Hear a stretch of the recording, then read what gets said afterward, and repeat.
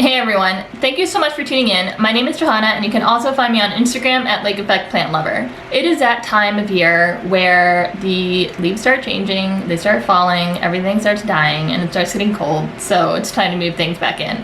I know this is something that a lot of people are really concerned about, and I'm just gonna let you know that you really, for the most part, don't have to be, as long as you do everything correctly.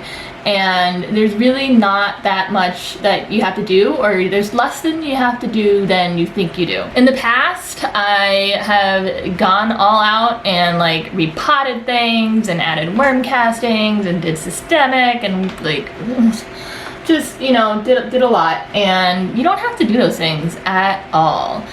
The easiest things to make your houseplants adjust from outside to inside is honestly like light. So even if they're under a tree or a shade cloth or whatever and they're outside, they're still getting more light than they're gonna get inside. So whether it's like, let's say it's a cactus that gets a ton of light and you're bringing it inside, then you want to do that gradually. So go from somewhere sunny in your backyard to less sunny to shade, then to inside. My plants are pretty much all, they're not even just pretty much, they're just all under my apple tree. So they're already super shady, and when they come back in here, I do have some grow lights, and so that way the transition is not that jarring for them, and it's probably equivalent of the same light level, I would think, more or less, even though this is fake light and that's real light. So knock on wood, mine don't really seem to go through any sort of tantrum when I bring them back inside, and I think that is why. I don't change out their soil anymore. I don't spray them down. There's nothing that you can use that that you want to use on your plant that you can spray or do to them that isn't just gonna mess up the biome of your plants.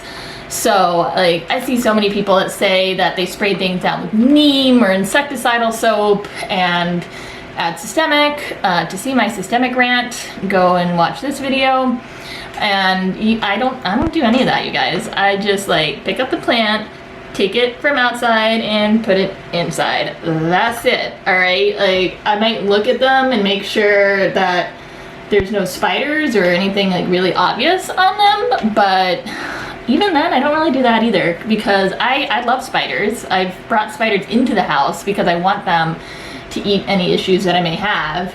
And so yeah, so that's really all I do. And there's a couple changes that I have made in my plant studio that I'm going to show you. So this is my plant studio, and back when I worked from home and didn't have a plant store, this is where I worked. This is my office, essentially.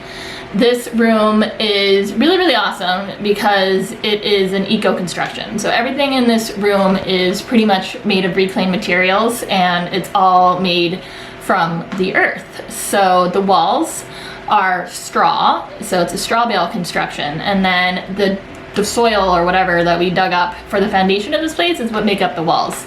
So these walls are probably like 2 feet thick, and what's great about it is that it helps this whole room breathe really well, and it also really is well insulating. And I did not build this room with the intention of putting plants in here, but it works out really great. So since this is an addition onto the original part of the house, there was an addition here that cat just got stung by a bee. He's okay, I think. Hold on 1 minute. Okay, so where were we? So far he seems fine. He's not like blowing up or anything. Kittens. I didn't build this room with the intention of it being a plant room. It just turned out that way. But since this is an addition on to the part of my house, the original part of the house, there's no heat or any sort of like weather or what temperature, like none of that, all right? So I have a heater, which I used last year, and it worked out really well. So I am still using the same heater that I used last year for this room. Last year I ended up using a humidifier for half the winter, and I'm using the same humidifier again. I just changed the setup a little bit. So I'm going to take you through the room with a couple of the changes that I made, and I'll also insert pictures of the things that I did that I either didn't like or just didn't work. So let's go ahead and go through the room before I start bringing everything in, which is gonna be tomorrow. All right, so over in this corner, we have some plants that live here permanently. They don't leave their spots that they're in.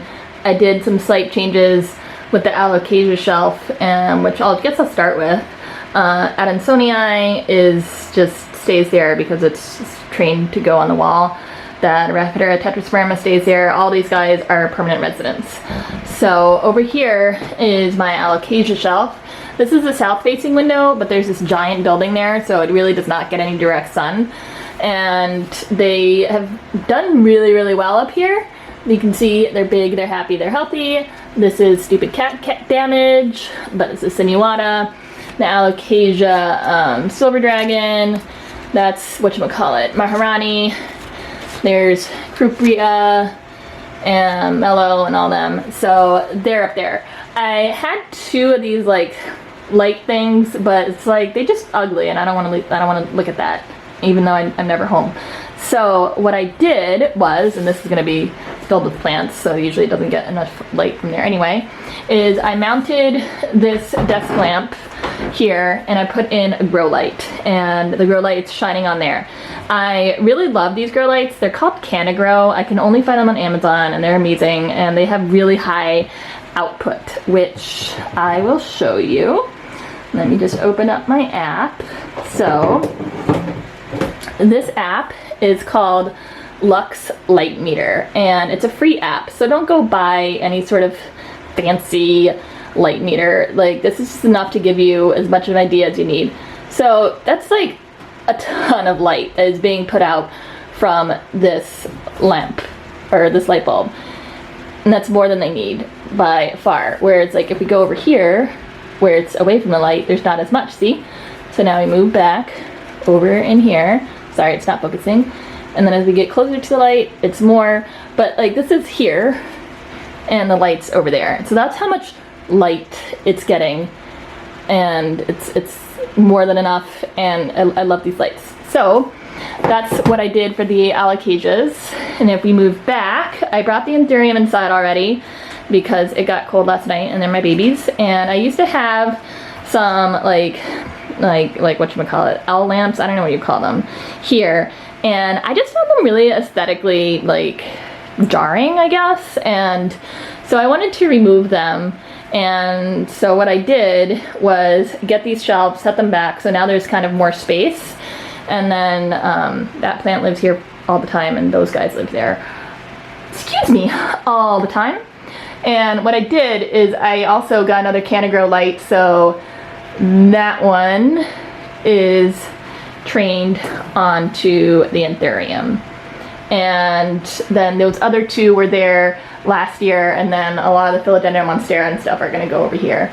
So that is what's going to happen, and I love Canagrow. And then those guys are there year round. I don't even know how they live. Well, I mean, this usually is on, so that could be it. But they don't really get a ton of light, but they're perfectly happy there. And then one thing that I did change up is I moved the humidifier up to this shelf, which isn't pretty, but I had it down over in this corner, and I didn't really want it near my computer. And then I did find that I got a little bit of mold on the floor. So I'm hoping by putting it up high like that, that will help more with ambient humidity. And that's a Pure Guardian humidifier, and I absolutely love it. It is a huge tank. I keep it on relatively low and have to refill it every 3 days, and it's top fill, so you're not going to be juggling that thing. I guess that's like my biggest pet peeve of humidifiers, is having to take it off, fill it up, put it back in. Like, I just want to add water. I need to make my life simple. So that's the best humidifier in my opinion, and that's the one that I use. And then that's where they are. So I'm going to do a video again once everybody has moved back inside, but I'm just like totally distracted by the awesomeness that is this corner right now. And then as you can see, if I can stand still, which is not my forte, that these guys are very slightly moving, because one thing that I added this year, obviously the tree never leaves, is a fan. So it's not a huge fan, but it's a nice little effective fan, and I don't want things constantly blowing to the point that it's like, I don't know, wind tunnel. It's just enough to circulate the air and make sure there's nothing stagnant. And that's one thing that I missed last year, and like the plants didn't suffer from it, but I think they would have been a lot happier with more air circulation. So the fan is going to be a nice addition, I think, to the whole room. And then while we're at it, we're gonna go down here. This is where the heater is. It's this really awesome little heater. It works so, so great. That little heater heats up this whole room. And so everything's on a timer. The heater is on a timer.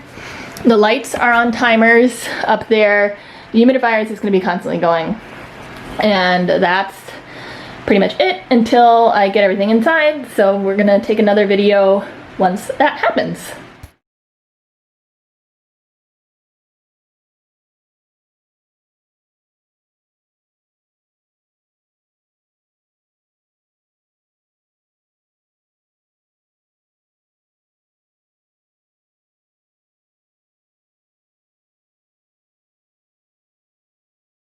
Okay, everything is in. A lot of things are more or less in the same places that they were last winter, so I'm hoping everything goes well. As you can see, I don't do anything crazy. I don't change the soil, I don't spray down, I don't like do anything. Like I'll shoo a spider here or there away, but if they come in, I'm okay with that. Most of my plants aren't near or on the ground, so I really don't have to worry about things. Creepy crawlies usually don't seem to get into them as much as when they're directly in contact with the ground. Everything is pretty much on steps or on the fence or whatever. Like they're not in the contact with the earth, so to speak. And everything does, or has done pretty well here for the most part since last year. So I'm hoping everything goes well this year. And I guess some things, like when you first bring things in, you want to just keep an eye on everything.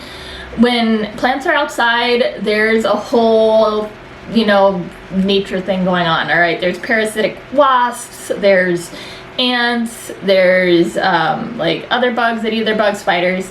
And so that's helping with a lot of the pest control. Like a lot of people seem to be worried that if they put out their plants outside, they're gonna get pests. But honestly, I notice more pests when things first come in because they're going from a big open environment to a closed environment.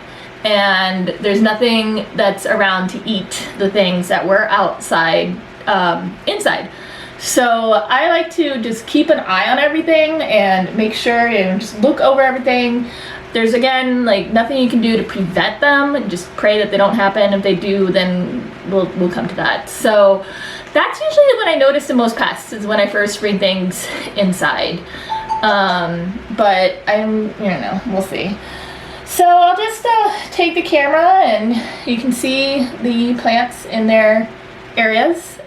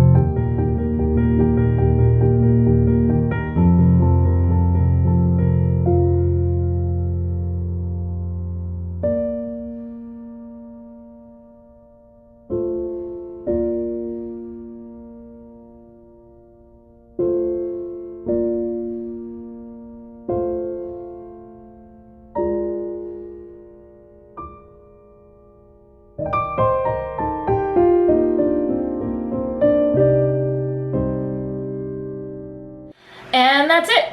thank you for watching. I hope you enjoyed it. And if you have any questions, please feel free always to contact me and I'll try to answer them as much as I can. But yeah,